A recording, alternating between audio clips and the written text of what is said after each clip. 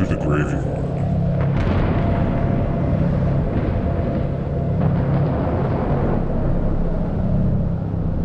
Voices from the grave.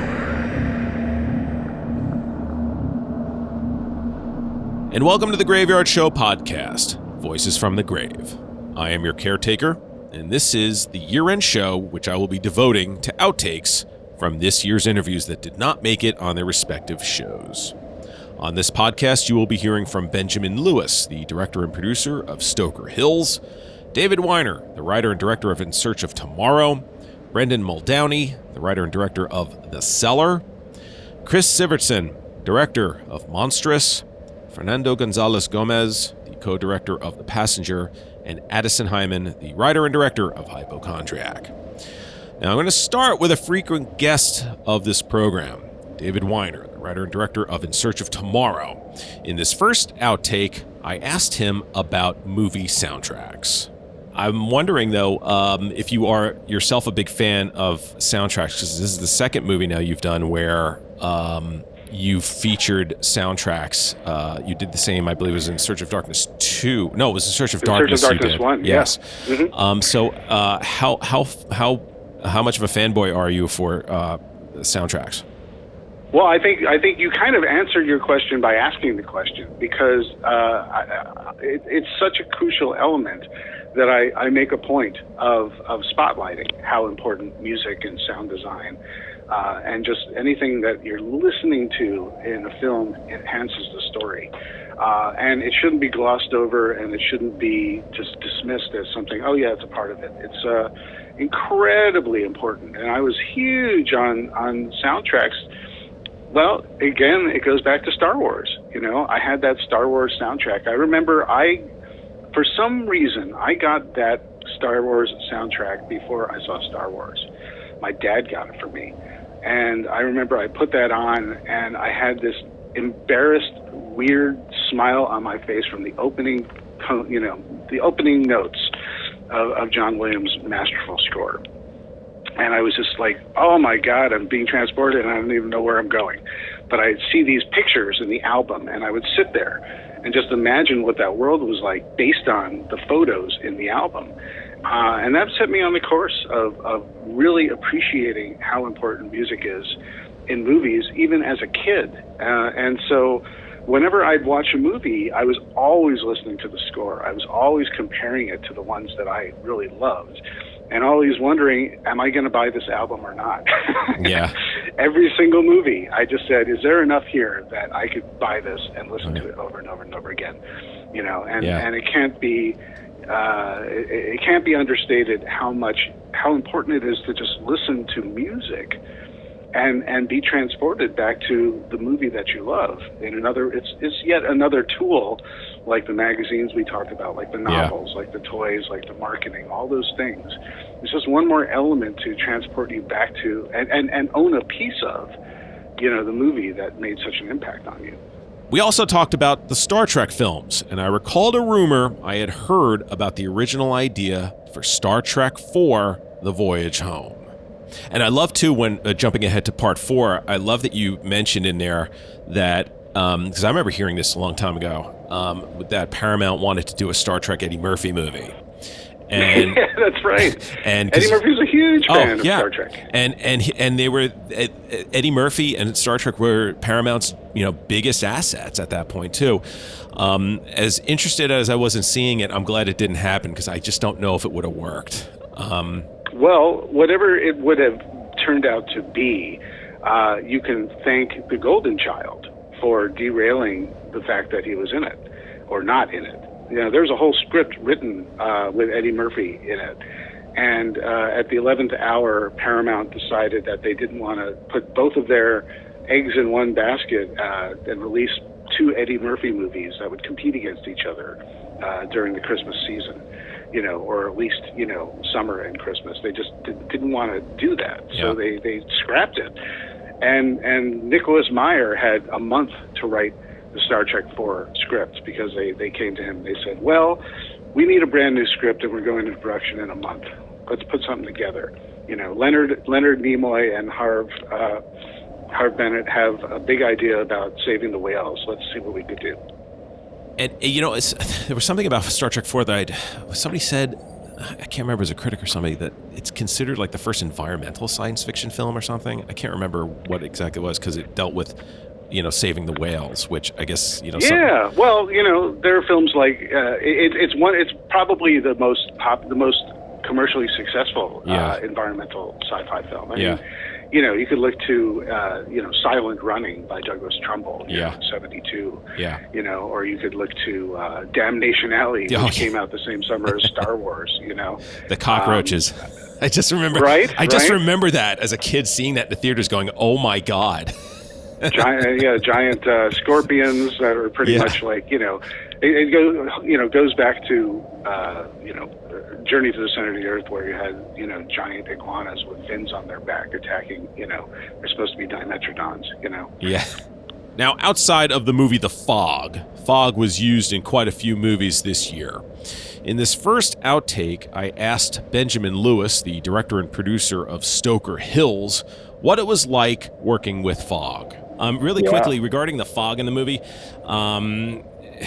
how is it easier now to work with fog, or have the special effects teams created a newer type of fog that they use, or is this sort of the same old, it's in and then it's gone? Because there's a lot of fog in your movie, and I'm thinking to myself, man, I'm just waiting.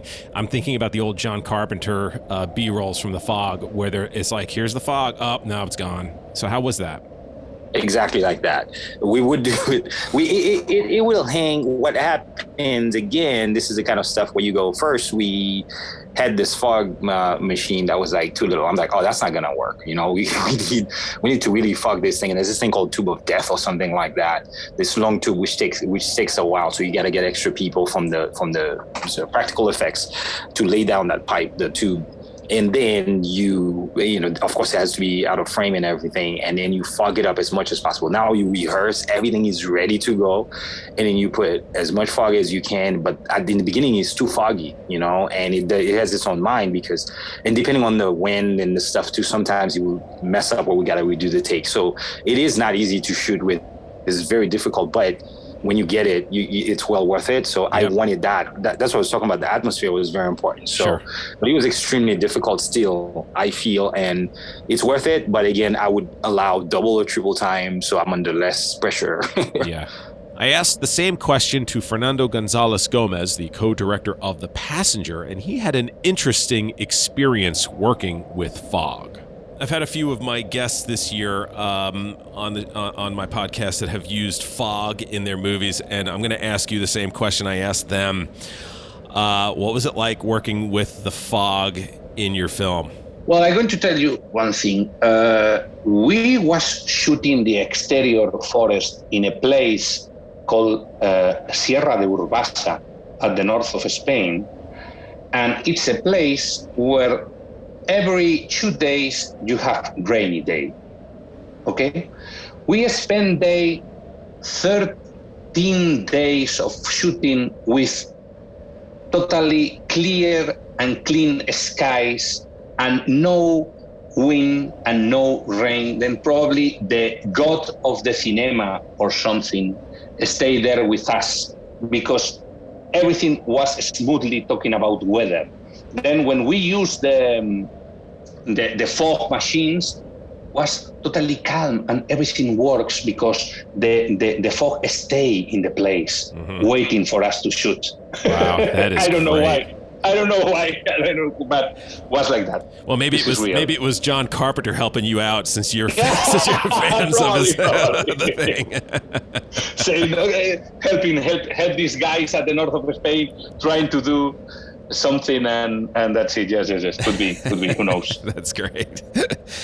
Brendan Muldowney, the writer and director of The Cellar, joined me on the podcast to discuss his movie, and we ended up talking about a little-known actor he worked with. Boy, that film Pilgrim, you have that young actor. He's going to really go places. Tom Holland. I don't know if people have heard of him before, but he's going to do okay.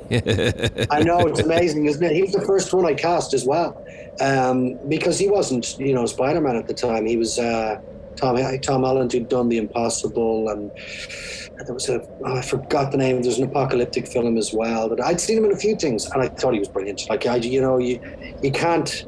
In fact, I think the first meeting I ever had with Tom, I said to him, Tom, you're one of those lucky people who you don't even have to do anything. Your face is just already on the screen. People are buying in and believing you, and I think that's true. I think he's just one of those lucky people that has a face that you're going to empathize with. Now, for these next two outtakes, I have to give you a spoiler alert. They do concern the endings for the films Monstrous and Hypochondriac. So if you don't want anything ruined for either of those films, you should jump ahead about 10 minutes or so. You have been warned. This next outtake was with my guest, Chris Sivertson, the director of Monstrous. I asked him his thoughts when he first read about the surprise twist that occurs towards the end of the film. So regarding the ending of the film, when you were reading the script initially and you get to the part where Laura's talking to the social worker and the cell phone goes off, and it's telling us that she's in present day. For you as a filmmaker, what was going through your mind when you read this reveal?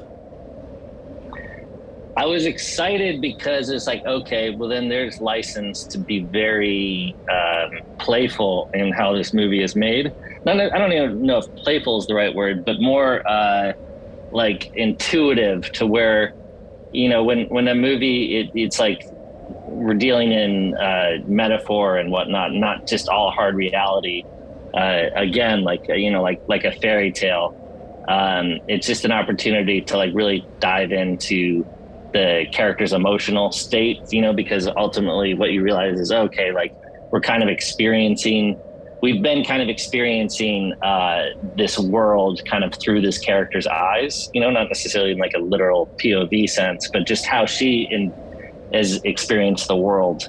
So it's just exciting to me because it added an extra layer of what we could do and really just dive into, because we're literally kind of in a character's head for the whole time, and then, like I said, already knowing that it's going to be Christina playing this role, then it's like, okay, wow, this is really a character study about her, and it opens up all kinds of new opportunities than if you're just dealing with straightforward reality.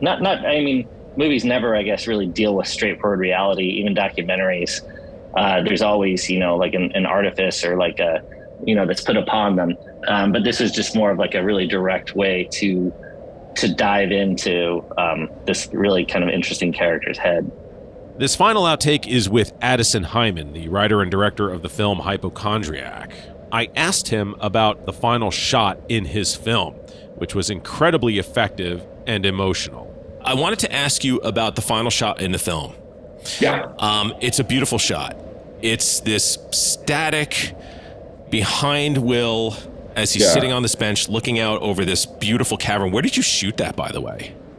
We shot it in Malibu. Oh, wow. It's fantastic with the fog coming over, the marine layers moving in, and then Will sitting there, and then Luke joins him, and then we see the wolf sitting on the other side of Will. So what I wanted to ask is, and I watched a few times, it looks as though the wolf is maybe touching Will for a moment, or it looks like there's some moment of interaction before they're all looking out. And I wanted to ask, what was the symbolism of that final scene?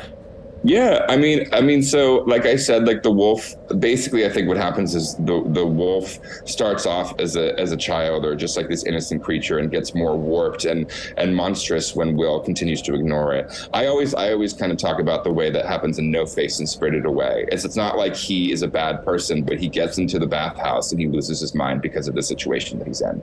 And so when he's finally able to embrace, when Will is finally able to put in the work, like Deborah Wilson, the final doctor, is like, are you willing to put in the work? And he finally does. The wolf is finally able to calm down. So yeah, in that final scene, he basically, we kept it static and wide because we could have done it closer with this, but basically happens is Will holds out his hand, the wolf grabs it, they all look out as the creature who's now a child dangles his legs and then crosses it, and then Will puts his head on Devin's shoulder, and then the credits start rolling.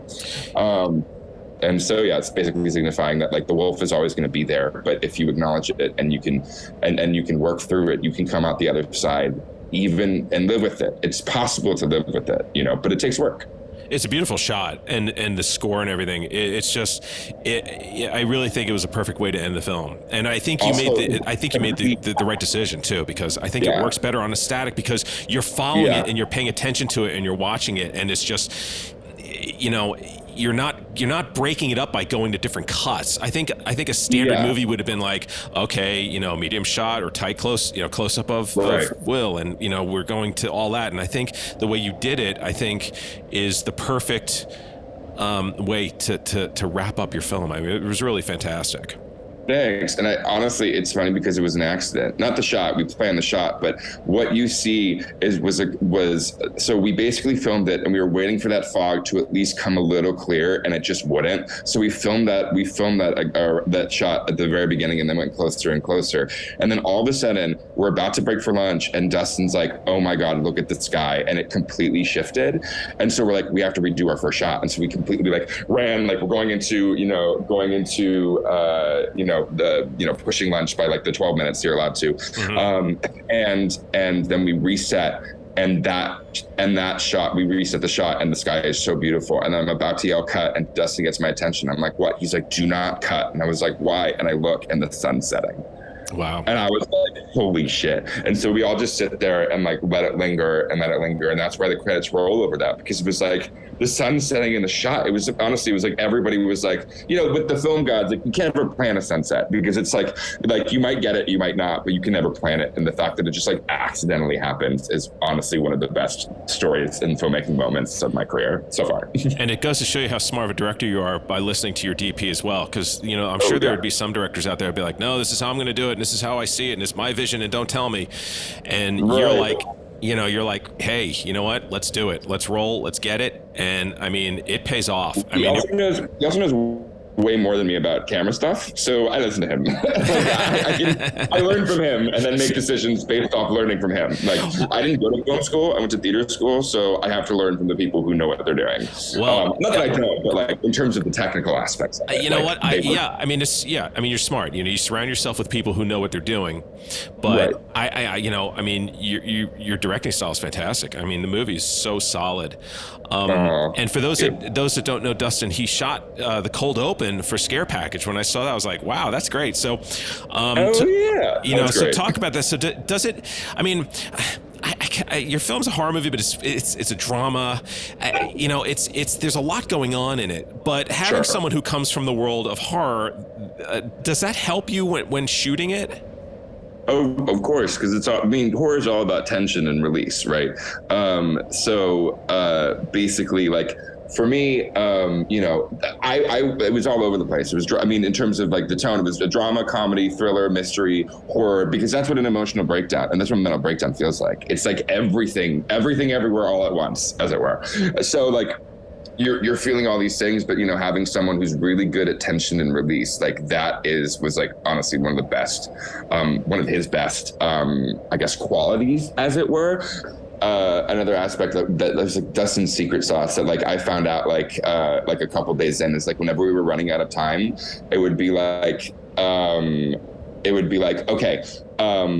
we put the camera on Dustin's shoulder and we do it in one. And that happened with the final scene in the car at the cabin when he pulls away. That happened in the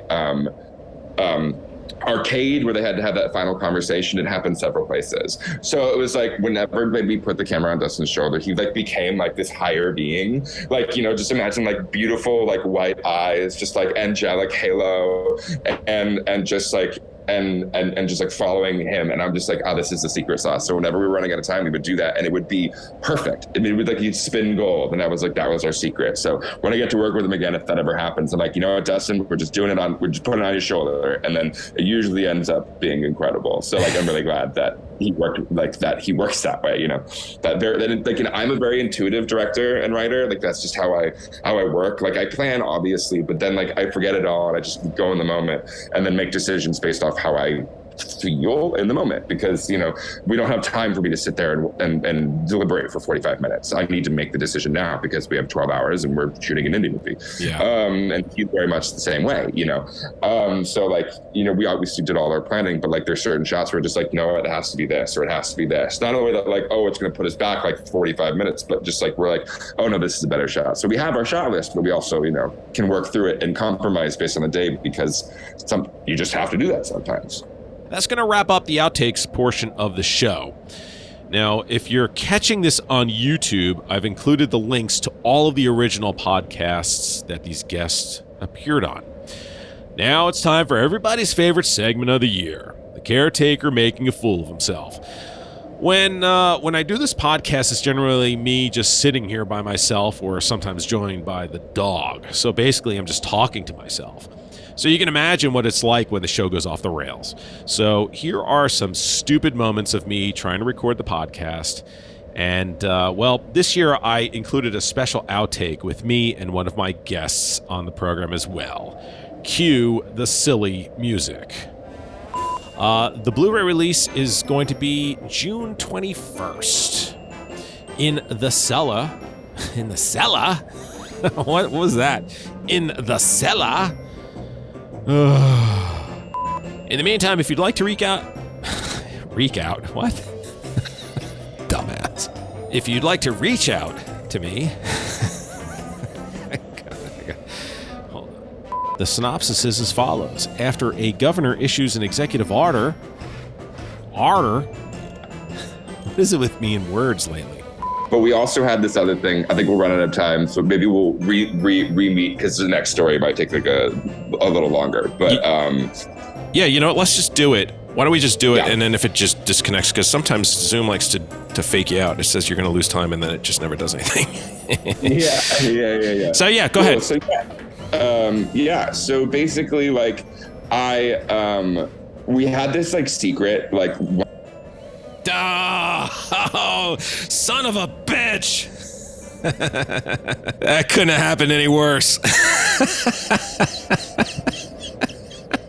You gotta be kidding me. We're back. Yeah. If that wasn't the Zoom gods telling me. Yeah. Oh my gosh, sorry about that. All right. So go. Oh, all right. Here we go.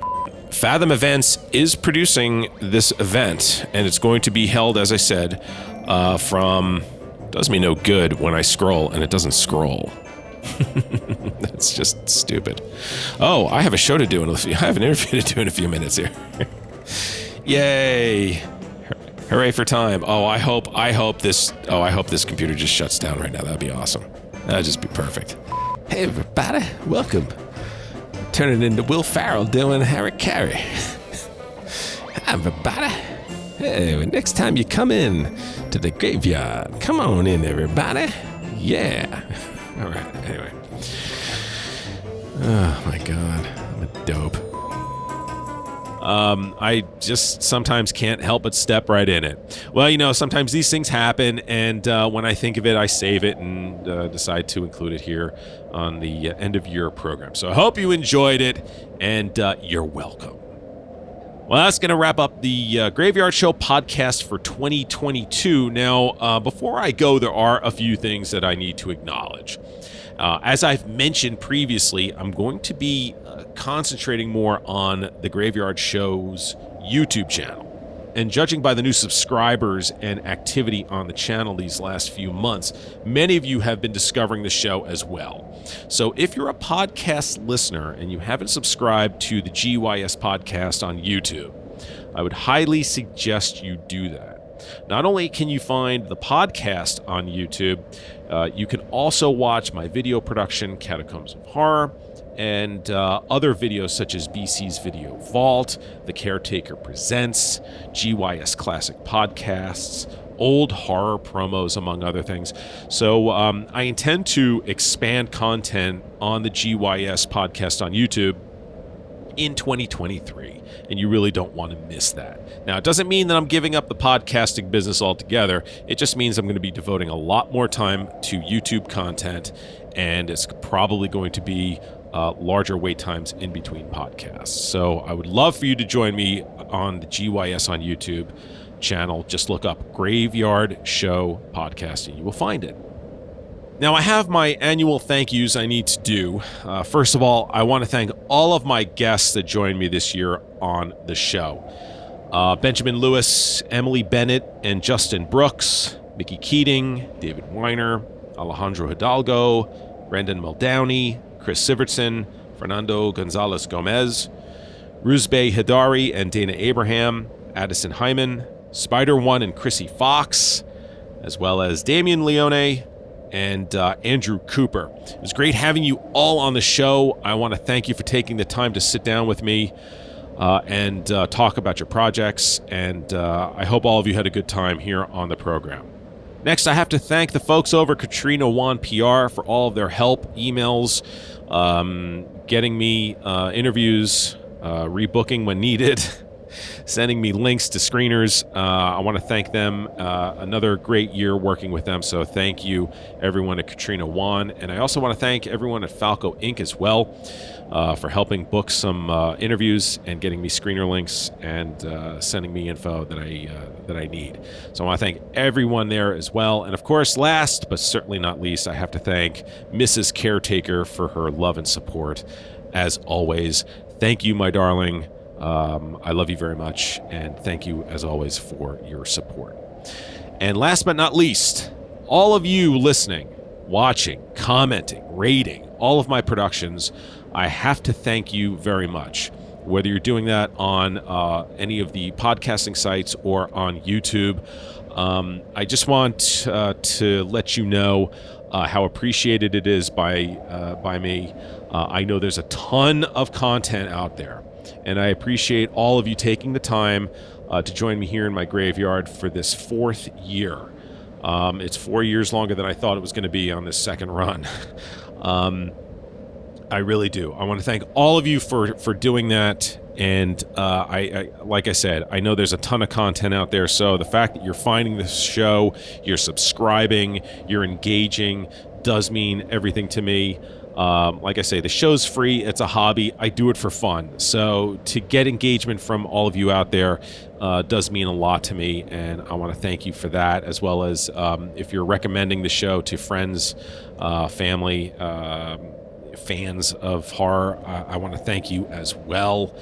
I look forward to another great year in 2023 as well. So thank you very much for all of your support here on the podcast. And if you're new to the show, you've got a ton of content you can catch up on, and please feel free to comment and like. You know the deal.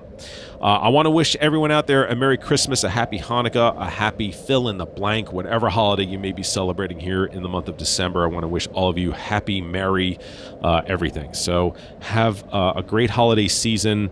Please be safe out there. I want to see everyone back here in 2023 for more great fun and content. Have an amazing holiday season, everyone, and I will see all of you again in 2023. And as you exit the graveyard, I would like to remind you to please lock the gate behind you. We wouldn't want anyone to get out. Happy New Year, everybody.